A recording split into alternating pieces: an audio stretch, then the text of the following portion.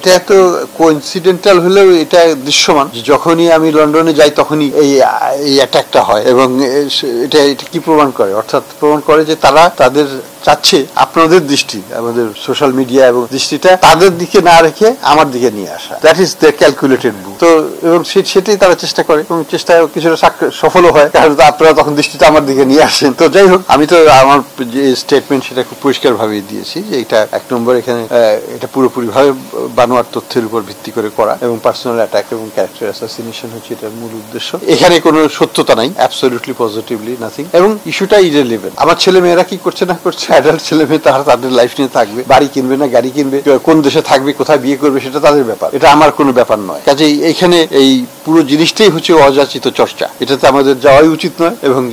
এবং যদি কোনো প্রমাণ থাকে যে আমি $1 পাঠিয়েছি, আপনার প্রমাণটা নিয়ে আসেন, আই উইল লুক ইনটু ইট, প্রমাণের সত্যতা। এটা একেবারে রেজাল্ট গুলো প্রায় আমাদের কাছাকাছি হয়েছে। হয়তো আমরা মনে করেছিলাম যেটা 87% হবে, হয়তো 92% হয়েছে এমপিএল, বা হয়তো আমরা মনে করেছিলাম যে 48-49 হবে, সেটা হয়তো 45 হয়েছে। এরকম একটু ছোটখাটো ভ্যারিয়েশন আছে, বাট কোয়ালিটেটিভলি মোটামুটি আমরা in the same ball park.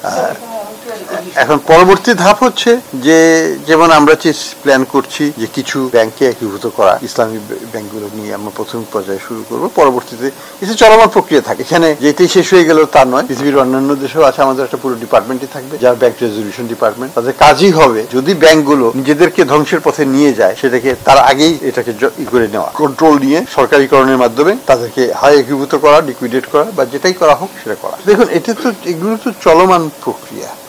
ধরেন পৃথিবীর অন্য সব দেশে এগুলো সবসময় হয়ে আসছে, এবং এটা যে কোনো কেন্দ্রীয় ব্যাংক এবং সরকার বা ট্রেজারি বা ফাইন্যান্স মিনিস্ট্রি একসাথে এই কাজটা করে থাকে সাধারণত, কারণ এখানে সরকারের অর্থ লাগে, যেটা সরকার দেয়। তো এটার সরকার পরিবর্তন, নতুন সরকার আসবে, আমরা আশা করবো যে তারাও এই প্রক্রিয়ার সাথে সম্পৃক্ত হবেন এবং এই প্রক্রিয়াকে চলমান রাখবে। এটাই তো স্বাভাবিক একটা প্রথম ধাপে আমরা যেটা আশা করছি যে কিছু ব্যাংককে আমরা একীভূত করবো, সেটা হয়তো আগামী কয়েক মাসের মধ্যে আমরা কাজ। এটার সাথে সরকার পরিবর্তনের কোনো সম্পর্ক নয়, এটা একটা চলমান প্রক্রিয়া। অর্থনীতিকে চলমান রাখতে হবে, ব্যাংকিং খাতকে শক্তিশালী রাখতে হবে।